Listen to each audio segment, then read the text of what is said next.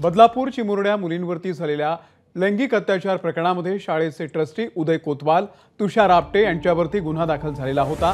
या दोघांनाही कोर्टाने जामीन मंजूर केलाय।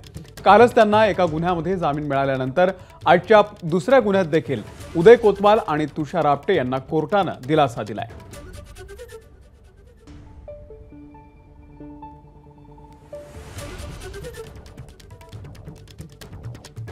तर बदलापूर चिमुरड्या मुलींवरती झालेल्या लैंगिक अत्याचार प्रकरणामध्ये शाळेचे ट्रस्टी उदय कोतवाल आणि तुषार आपटे यांच्यावरती गुन्हा दाखल झालेला होता।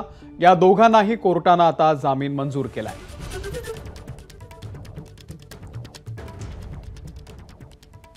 कालही जामीन मंजूर झाला होता। आजच्या सीआर मध्ये पण त्यांना जामीन मंजूर झालाय। दोघांमध्ये चार्जशीट दाखल आहे।